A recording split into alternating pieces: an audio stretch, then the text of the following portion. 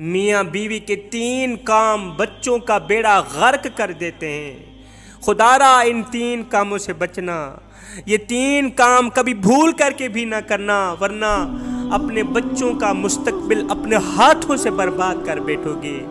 بچے اللہ تعالیٰ کی طرف سے انمول خزانہ ہیں، بچے خدا تعالیٰ کی طرف سے نعمت ہیں، رحمت ہیں۔ ان بچوں کا مستقبل برباد مت کرنا، یہ 3 کام کبھی بھول کر کے بھی نہ کرنا۔ اولاد ہے تو سب کچھ ہے، اولاد کو نیک بنانا، اور نیک اولاد ہی والدین کا سہارا بنتی ہے، نیک اولاد ہی ماں باپ کی خدمت کرتی ہے، نیک اولاد زندہ والدین کو بھی خوبصورت بناتی ہے، مرے ہوئے والدین کو بھی خوبصورت بناتی ہے۔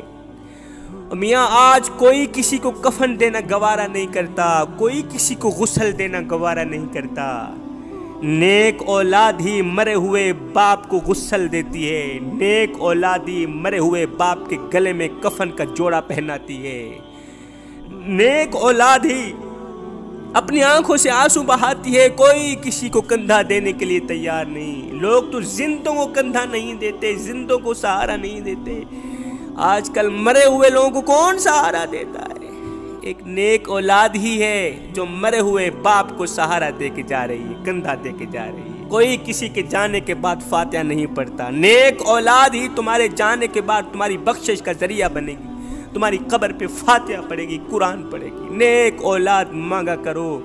اگر اللہ نے تمہیں اولاد سے نوازا ہے تو پھر اپنے ہاتھوں سے اولاد کا مستقبل برباد مت کرو۔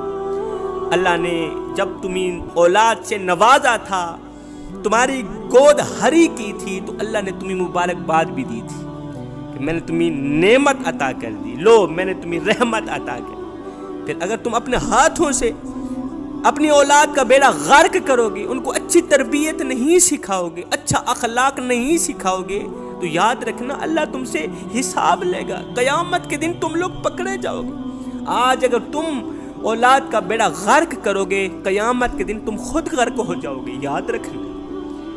اولاد ہے تو سب کچھ ہے، اولاد نہیں تو کچھ بھی نہیں۔ ایک امیر شخص کہتا ہے میرے پاس پیسہ بھی ہے، دولت بھی ہے، گاڑی ہے، جائیداد ہے، بنگلے ہیں، میرے پاس سب کچھ ہے، بینک بیلنس ہے، سب کچھ ہے، لیکن اللہ تعالیٰ نے مجھے بیٹا نہیں دیا، اللہ نے مجھے بیٹی عطا نہیں دی، اللہ نے مجھے اولاد سے نہیں نوازا۔ لوگ کہتے ہیں کہ تو امیر ہے، میں کہتا ہوں میں بہت ہی غریب ہوں، اس لیے کہ میرے پاس اولاد نہیں ہے۔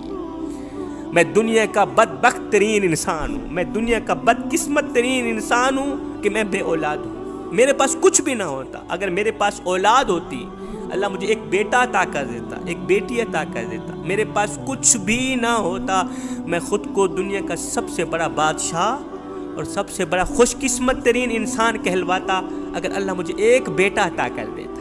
تو خوش قسمت ہیں وہ لوگ جو نیک اولاد مانگتے ہیں، اللہ سے نیک اولاد طلب کرتے ہیں۔ جب اللہ اولاد دیتا ہے پھر ان کی تربیت کا بھی خیال رکھتے ہیں، ان کو اچھی تربیت دیتے ہیں۔ حضرت امام باقر رضی اللہ تعالی عنہ کے بیٹے، آپ کے صاحبزادے حضرت امام جعفر صادق رضی اللہ تعالی عنہ فرماتے ہیں، آپ ایک دن اللہ کے بندوں کو واعظ و نصیحت کر رہے تھے، درس اخلاق دے رہے تھے، آپ فرما رہے تھے لوگوں، میاں بیوی کے 3 کام بچوں کا بیڑا غرق کر دیتے ہیں، خدارا یہ 3 کام کبھی بھول کر کے بھی نہ کریں۔ پوچھا گیا حضرت وہ 3 خطرناک کام کون کون سے ہیں؟ آپ نے فرمایا نمبر 1، بچوں کے سامنے میاں بیوی کا ایک دوسرے سے لڑنا، میاں بیوی کا ایک دوسرے سے جھگڑنا۔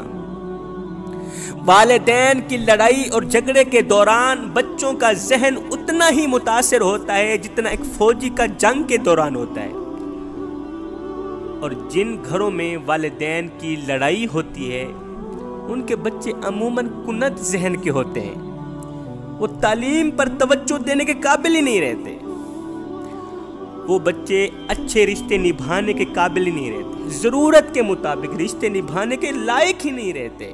جن گھروں میں میاں بیوی کی بچوں کے سامنے آپس میں لڑائی جھگڑا رہتا ہے، میاں بیوی جب ایک دوسرے سے لڑتے ہیں، بچوں کا حیا کیے بغیر جب ایک دوسرے سے لڑتے ہیں نا، غصے سے چیخنا، چلانا، گرجنا، برسنا، برتن توڑنے، زور سے دروازے بند کرنے، چیخنا چیخنا چلانا گرجنا بچوں کے سامنے، یہ وہ جاہل میاں بیوی ہوتے ہیں، جاہل والدین ہوتے ہیں جو اپنے بچوں کو سکھا رہے ہوتے ہیں کہ جب بھی غصہ آ جائے تو غصے کے دوران جو بھی چیز ہاتھ لگے توڑ ڈالو، جس طرح ہم توڑ پھوڑ کر رہے ہیں، جو بھی برتن ہاتھ لگتا ہے توڑ دیتے ہیں، تمہیں سبق دے کے جا رہے ہیں، تمہیں تربیت کر رہے ہیں، جو بھی چیز ہاتھ لگے توڑ۔ تو پھر یہی بچے جب جوان ہوتے ہیں، جب بڑے ہوتے ہیں، جب ان کو غصہ آتا ہے نا تو پھر انسانوں کو قتل کر دیتے ہیں، جو بھی چیز آئے ختم کر دیتے ہیں، کیونکہ انہوں نے یہ چیز پریکٹیکل کے طور پہ ماں باپ کے اندر سے ہی سیکھی ہے۔ ماں باپ نے ان کو یہ تربیت دی ہے، سکھایا ہے کہ غصے کے دوران یہ نہیں سکھایا غصہ کرنا حرام ہے، نہیں، یہ کہا گیا ہے، ان کو یہ تربیت دی غصے کے دوران جو بھی چیز ہاتھ لگے ہماری طرح توڑ پھوڑ ڈالو، جس طرح تمہارے ماں باپ کر رہے ہیں نا تم بھی اسی طرح کرنا۔ اختلافات زندگی کا حصہ ہیں، غصہ آتا جاتا رہتا ہے، غصہ نہ کیا کرو بچوں کے سامنے۔ غصہ اس سلگتی ہوئی تیلی کی مانند ہے جو دوسروں کو جلانے سے پہلے خود جل کر راکھ ہو جاتی ہے۔ ایک نوجوان کو غصہ بڑا آتا تھا، ایک دن یہ نوجوان عالم صاحب کے پاس گیا، کہا مولوی صاحب مجھے غصہ آتا ہے، کوئی علاج بتائیں۔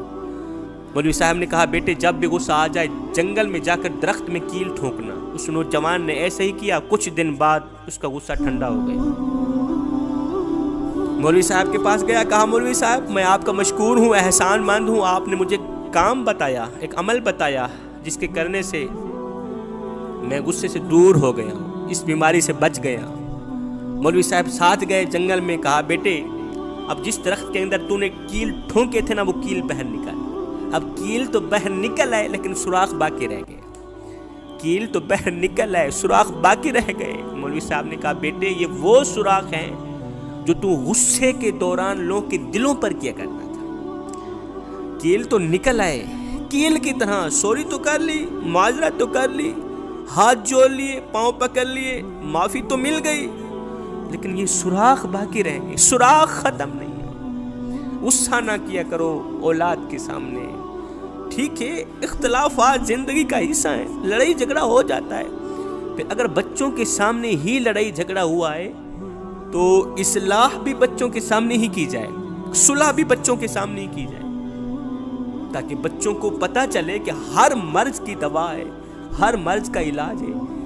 تو گھر میں لڑائی جھگڑے کا علاج یہی ہے، ایک دوسرے سے لڑنے جھگڑنے کا علاج یہی ہے کہ بس معافی مانگ لینا، جھک جانا، عاجز بن جانا، سوری کر لینا، پاؤں پکڑ لینا۔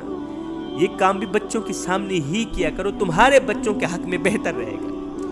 حضرت امام جعفر صادق رضی اللہ تعالیٰ عنہ فرماتے ہیں نمبر 2، بچوں کے سامنے ایک دوسرے کو گالیاں دینا، گندی باتیں بکنا، گندے الفاظ بکنا، کیونکہ بچے جو کچھ ماں باپ کے منہ سے سنتے ہیں نا ان چیزوں کے عادی بن جاتے ہیں، وہی الفاظ دہراتے ہیں، وہی باتیں، وہی لفظ دہراتے ہیں، وہی جملے دہراتے ہیں۔ خدارا بچوں کو ان چیزوں کا عادی مت بنانا۔ فرمایا نمبر 3، بچوں کے سامنے ہر وقت ہر گھڑی باتوں پہ جھوٹ بولتے رہنا۔ گھر میں بیٹھے ہو، کال آئیے، اس نے پوچھا کہاں ہے جی میں تو فلاں جگہ پہ ہوں، گھر میں تو ہوں ہی نہیں۔ باپ گھر میں بیٹھا ہے، باہر کسی نے دستک دیے، اب باپ بچے کو کہہ رہا ہے بیٹا جاؤ نا، اس کو بولو میرا باپ گھر نہیں ہے۔ جھوٹے باپ کی سزا، جھوٹی ماں کی سزا، میاں بیوی دونوں کی سزا اتنی ہی کافی ہے کہ ان کی اولاد ان کے سچ پر بھی اعتماد نہیں کرتی، سچ پر بھی یقین نہیں کرتی۔